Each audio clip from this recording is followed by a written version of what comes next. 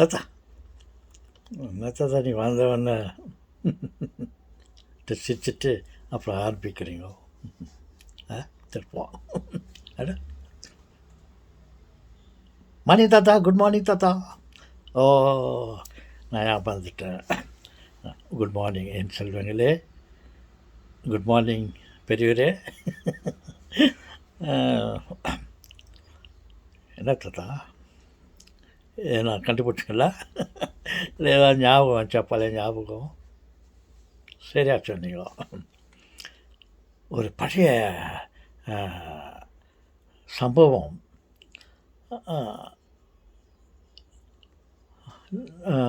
நினைவுக்கு வந்தது. அது சம்பவம் என்று சொல்வதா என்ன சொல்ல தெரில.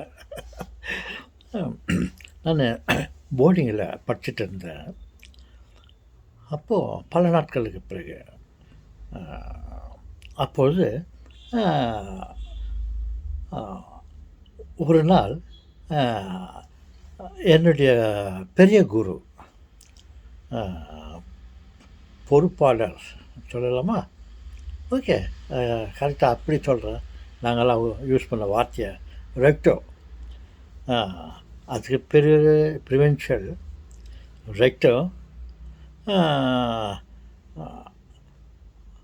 இந்த மாதிரி வருஷம் எல்லாம் இட்டாலியன் ஃபாதர்ஸுங்க அனுப்பிலே நாங்கள் வாழ்ந்து கொண்டு வந்தேன். அப்பொழுது ஒரு நாள் அந்த ரெக்டர் ஏதோ ஒரு திரைப்படம் பார்க்க வேண்டும் என்ற ஒரு ஆசை. அது என்ன திரைப்படம் என்ற ஞாபகம் இல்லை, ஆங்கில திரைப்படம். அது ஒருவேளை 10 Commandments படமாக இருக்கலாம். அது பெங்களூரில் அந்த படம் ஓடிக்கொண்டிருந்தது. நான் இங்கே பிளாசா திரையரங்கம் இருக்குன்னு நினைக்கிறேன், தியேட்டரில்.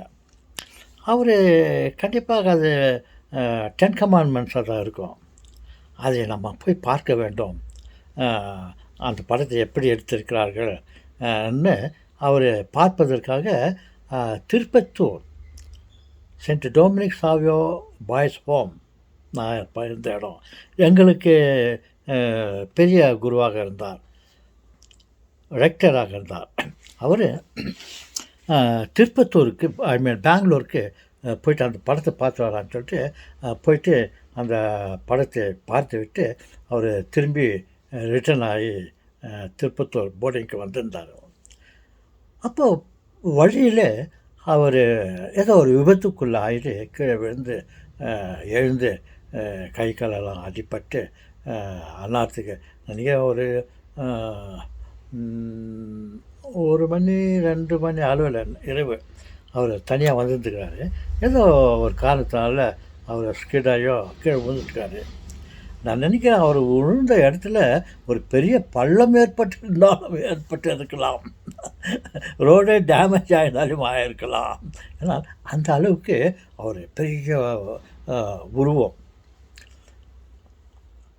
மிகவும் பெரிய உருவம், ரொம்ப ரொம்ப தடிப்பாக இருப்பார், ரொம்ப உயரமாக இருப்பார், முகம்லாம் ரொம்ப குண்டாக ரொம்ப தடிப்பாக இருக்கார்.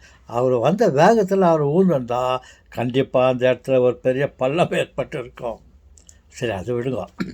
அப்படி எழுந்து மருத்துவமனை அங்கெங்கெல்லாம் எழுத இல்லை. அவர் அதே காயங்களோடு வீடு வந்து சேர்ந்தார், போர்டிங் வந்து சேர்ந்தார். நாங்கள் எல்லாம் ஃபாதர் இன்னும் வரலையேட்டு பார்த்துன்னு இருந்தோம், எங்கே போய்கிறாரே வருவாருன்னு சொல்லிட்டு. அப்புறம் நாங்களாம் தூங்கிட்டோம். அப்புறம் அந்த 1 மணி 2 மணி அளவில் அவர் வந்துக்கிறாரு. வந்து பார்த்தா அவருக்கு நிறையா காய்கள்லாம் அடிபட்டு தப்பிச்சது போதலாம் பண்ணுற அளவில் அவர் வந்து சேர்ந்துட்டார். அப்போ அதை அறிந்து நாங்கள் எல்லாம் காலையில் ஃபாதர் வந்துக்காரு, அவருக்கு ஏதோ ஆக்சிடெண்ட் ஆகிட்டுக்குது சொல்லிட்டு கேள்விப்பட்டு நாங்கள் எல்லோரும் போய்ட்டு அவரை பார்க்கறதுக்காக போனோம். பார்க்கறதுக்காக போனோன்னே அவர் மிகவும் கவலையாக ஒரு ஈஸி சேரில் அப்படியே சாய்ந்து அப்படி ஓய்வு எடுத்து கொண்டிருந்தார். நாங்கள்லாம் போயிட்டு ரொம்ப அனுதாபத்தோடு கவலையோடு அவரை நாங்கள் பார்த்து கொண்டு இருந்தோம். அவர் சொன்னார், நீங்கள் கவலைப்படாதீங்க, ஏதோ தவறி நான் உங்கள்கிட்ட இந்த மாதிரி பார்த்தா நிறைய அடியெல்லாம் பட்டுருந்துச்சு. இன்னும் காலையில் அவர் ஹாஸ்பிட்டல் போல் சாரி சிரிக்கூடாது, அப்புறம் கவலைப்படாதீங்கன்னு சொல்லிட்டு எங்கள் மேலே அவர் கோச்சிக்கினார். என்ன கோச்சிக்கினாக்கா, நீங்களாம் எனக்காக ப்ரே பண்ணல, நீங்கள் எனக்காக ஜெபம் செய்யலை, அதனால தான் எனக்கு அந்த விபத்து ஆயிடுச்சு அப்படி அந்த ஒரு வார்த்தையை சொல்லி அவர் கவலைப்பட்டார். அதுதான் எனக்கு இப்போது ஞாபகம் வந்தது. ஏதோ பண்ணிட்டு இருக்கும்போது அந்த நாள் ஞாபகம் மனசில் வந்தது. அது உங்ககிட்ட சொல்கிறேன். அவர் என்ன கவலைப்பட்டார்னா, எனக்காக நீங்கள் ஜெபம் செய்யலை அப்படின்னு வருத்தப்பட்டார். பாருங்கள் என் செல்வங்களே, அவர் பெரிய குருவானவர், எங்களுக்கெல்லாம் தலைவர், ரெக்டர். அவருக்கும் கடவுளுக்கும் ரொம்ப நெருக்கம் இருக்கும் என்று நான் நினைக்கிறேன். இந்த பொது நலத்துக்காக அவருடைய நாட்டை விட்டு இங்கே வந்து எங்களுக்காக உழைச்சி கொண்டிருந்தார், பொது சேவை செய்து கொண்டிருந்தார். அப்போ அவருக்கும் கடவுளுக்கும் மிகவும் நெருக்கமாக உறவு வந்திருக்கும். அப்படி இருந்தும் இந்த குருவானவர் எங்களிடம் கடிந்து கொண்டார். நீங்கள் எல்லாம் எனக்காக ஜெபம் செய்யலை, அதனால தான் எனக்கு இந்த விபத்து ஆச்சு அப்படின்னு. அவருக்கும் மற்றவங்க நமக்காக ஜெபம் செய்யணும், ஒருத்தருக்காக ப்ரே பண்ணணும் என்றதை எங்களுக்கு மறைமுகமாக அதை எடுத்து சொன்னார். அதனால் நாம் ஒருத்தருக்கு ஒருத்தர், ஒருவருக்கு மற்றொருவர் நலன், அவர்கள் நல்லா இருக்கட்டும் இறைவா, அவரை நல்லா வையுங்கோ, அவங்கள ஆசீர்வதிங்கோ சொல்லிட்டு நாம் ஜெபிக்க வேண்டும் போல் இருக்கிறது. நாம் எப்போது மற்றவர்களுக்கு ஜெபிக்கிறோமோ அது நமக்கே திரும்பி வரலாம். அந்த நல்ல எண்ணத்தோடு நாம் மற்றவர்களுக்காக ப்ரே பண்ணும்போது ஆட்டோமேட்டிக்காக, அதனால தான் சொல்லுவேன், ஒரு பால் எடுத்து செவத்தில் அடித்தாக்கா அது நமக்கு கண்டிப்பாக திரும்பி வரும். அந்த மாதிரி நமக்கு அந்த நல்ல எண்ணத்தோடு அவர்களுக்காக நம்ம ஜெபம் செய்தால் நமக்கும் அவர்களால் ஜெபம் செய்யப்படும், நமக்கு கிடைக்கும். பாருங்கள், அந்த ஃபாதர் சொன்னார், ஜெபம் செய்திருந்தால் ஒருவேளை அது ஆபத்து ஆயிருக்காது அப்படின்னு அவர் மனத்தில் இருந்துக்குது. அந்த மாதிரியில் நம்ம ஒருத்தருக்கு ஜெபம் செய்தால் மற்றவங்க நமக்கு ஜெபம் செய்வார்கள். நம்ம செய்த ஜெபமே நமக்கு திரும்பி வரலாம். அப்படி இருக்கும்போது நம்ம மறும பக்கமோ போல் எப்படி வெளிச்சத்திற்கு அடுத்தது இருட்டு இருக்குது, அது மாதிரி அந்த இருட்டை மாதிரி மனசில் கொண்டு அவனுக்கு அப்படி தான் ஆகணும். ஒருத்தன் கெட்டு போனாக்கா அவன் அப்படி தான் கெட்டு போகணுன்ற மாதிரி நம்ம நினைக்கக்கூடாது. அவன் கெட்டு போயிட்டானே, அவன் கெடுத்து இருக்கானே, அவன் கஷ்டத்தில் இருக்கானே, கடவுளே அவனுக்கு உதவி செய்யுங்கோ, அவனை ஆதரியுங்கோ, அவன் அந்த துன்பத்தில் இன்வால்வ் ஆகக்கூடாதுன்ட்டு நம்ம ஒருத்தர் கஷ்டப்படும் போது அவர்களுக்காக நம்ம ஜெபிப்பது நல்ல பழக்கம். அதனால் ஏதோ ஒரு பலன் இருக்கிறது என்று அந்த குருவானவர் தெரிந்து கொண்டு, நீங்கள் எல்லாம் எனக்காக ஜெபம் செய்யவில்லை சொன்னார். அப்போ ஏதோ ஒரு பொருள் இருக்கிறது. நாம் மற்றவர்களுக்காக எப்போதும் ஜெபம் செய்ய வேண்டும். நமக்கு நாம் எப்படி ஜெபம் செய்து கொள்கிறோமோ, கடவுளே என்னை நல்லா வை, எனக்கு தேவைந்தெல்லாம் கூட கேட்குறோமோ, அதே மாதிரி மற்றவங்களுக்காக நம்ம ஜெபம் செய்யலாம். தன்னை நேசிப்பது போல் மற்றவர்களை நேசிக்க நாம் கற்றுக்கொள்ள வேண்டும். த 10 கமாண்ட்மெண்ட்ஸ், படத்துக்கும் இதுக்கும் அது இது வருது பாருங்க, 10 கமாண்ட்மெண்ட்ஸ். அது ஆனால் இங்கே வந்து நமக்கு மொய்சன்லாம் இப்போ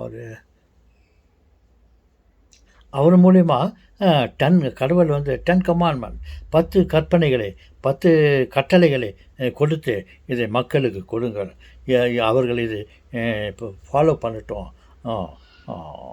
இதை ஃபாலோ பண்ணாக்கா அவங்க ரொம்ப நல்லவர்களாக வாழ்வார்கள் இந்த உலகத்திலேன்னு 10 கற்பனை சொல்லிவிட்டு, அதுலேயும் இவங்க எப்போ 10 கற்பனை படித்து இவங்க எப்போ அண்டர்ஸ்டாண்ட் பண்ணுவாங்கன்னு சொல்லிட்டு தெரிஞ்சுக்கிட்டு அவரை அந்த 10 கற்பனையிலையும் அதை ஷிங்க் பண்ணி 2 ஆர்டராக கட்டளையாக பண்ணுறாரு. முதல்ல கடவுளை வணங்கணும், 2வது தன்னைத்தான் சிநேகிப்பதை போலவே தன்னைத்தான் நமது எப்படி நமக்கு என்ன தேவைகள் இருக்கிறதோ அதுக்காக எப்படி மன்றாடுமோ அதே மாதிரி மற்றவர்களுக்காகவும் நம்ம மன்றாட வேண்டும். தன்னை சிநேகிப்பது போல மற்றவர்களையும் சிநேகி. ஒன்று கடவுளை இல்லாமல் கடவுளை வணங்கு. 2வது தன்னை நேசிப்பது போல பிறரையும் நேசி என்று அந்த 10 கற்பனையில் 2 கற்பனைகளை சுருக்கமாக சொல்லியிருக்கிறார். என்ன சொல்லிக்கிறார்? நம்ம என்ன இஷ்டப்படுறோமோ அதே மற்றவங்களும் பெற வேண்டும் என்று நாம் ஜெபிப்போமா? ஜெபம் செய்வோமா? வேண்டுவோமா? இந்த இந்த இந்த இந்த வார்த்தைகள் எல்லாருக்கும் பொருந்தும். இது கிறிஸ்டியன்ஸுங்களுக்காக மட்டும் நான் 10 கற்பனைன்னு சொல்கிறான், 2 கற்பனைன்னு சொல்கிறாங்க அப்படி இப்படின்னு இல்லை. இது எல்லா உலக மக்கள் எல்லாருக்கும் இது பொருந்தும். நாம் எப்படி நம்ம எல்லாம் சிநேகிக்கிறோமோ அதே மாதிரி நமது அயலானே, பக்கத்து வீட்டுக்காரனே, நண்பனே, ஏன் அவன் விரோதியாக இருந்தாலும் முதலில் அவனுக்காகத்தான் நாம் ஜெபிக்க வேண்டும். அவனுக்கு ஏன் அந்த நிலையை கொடுத்து அவனை நல்லவனாக மாற்றி இறைவா அவனுக்காக வேண்டிக்கணும். அதே மாதிரி தான் எல்லா மதத்தினரும் அவர்கள் கடவுளை முதல்ல வணங்கணும். அவர்களுக்கு தெரிந்த கடவுளை அவர்கள் வணங்கட்டும். அவருடைய எண்ணம் என்ன? கடவுளை போற்ற வேண்டும், கடவுளுக்கு ஆராதனை செய்ய வேண்டும் ஒரே எண்ணம். கிறிஸ்தவர்களுக்கும் அப்படித்தான் கடவுளை ஆராதிக்க வேண்டும் என்று. முஸ்லீம்ஸ் நண்பர்களும் அவர்களுக்கும் கடவுளை ஆராதிக்க வேண்டும் என்று அவர்கள் ஜெபிக்கிறார்கள். அவர்களுக்கு தெரிந்த கடவுள் அல்லாஹ். இவங்களுக்கு தெரிந்த கடவுள் ஈஸ்வரன், முருகன், பலதரப்பட்ட கடவுள்கள் இருக்கிறார்கள். ஏன் அவரை கொண்டாடுகிறார்கள் என்றால் கடவுளிடம் ஜெபிக்க வேண்டும் என்ற எண்ணத்தோடு அவர்களுக்கு தெரிந்த கடவுளை வேண்டுகிறார்கள். இது குறிப்பாக ஒரு மதத்தினருக்கு சொந்தமானதல்ல. கடவுளை வணங்குகின்றது தனிப்பட்ட ஒரு மதத்தினருக்காக சொல்லவில்லை. கடவுளை வணங்க வேண்டும். ஒன்று நம்மளை எப்படி நேசிக்கிறோமோ அதே மாதிரி மற்றவங்களை நாம் நேசிக்க வேண்டும். அது 2. அது எல்லா மதத்தினரில் இருக்கிறவங்களுக்கும் அது பொருந்தும். ஓகே செல்வங்களே, இதோடு முடித்து கொள்கிறேன். பாருங்கள், அவர் என்ன சொன்னார் என்றால், அந்த நிலையில் அந்த வேதனையை பட்டுக்கொண்டு விபத்தில் இருந்து அவர் இருக்கும்போது என்ன கேட்டுக்கொண்டார், கவலைப்பட்டார். நீங்கள்லாம் எனக்காக ஜெபம் செய்யவில்லை, அதனால்தான் எனக்கு இந்த நிலைமை ஏற்பட்டது என்று சொன்னார். அப்போ ஜெபம் தேவைப்படுகிறது. கடவுளிடம் மன்றாடுவது மிகவும் முக்கியமானதாக தோன்றுகிறது. அது யாரோ சொல்லியிருந்தாக்கா பரவாயில்ல.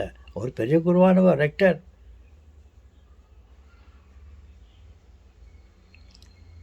கடவுளுக்கு அவர் மேலே ரொம்ப ஆசீர்வாதம் இருக்கும். அப்பேற்பட்டவரே நம்மிடம் இருந்து ஜெபத்தை எதிர்பார்க்கிறார். அதை வைத்துக்கொண்டு நாம் மற்றவர்களுக்காக ஜெபிப்போமா? மற்றவர்கள் நலனோடு இருக்க, நலமுடன் வாழ நாம் வேண்டுவோம். நமக்கு வேண்டாகட்டே பரவாயில்ல, மற்றவங்களுக்காக வேண்டுவோம். மற்றவர்கள் நமக்காக வேண்டிக் கொள்ளட்டும்.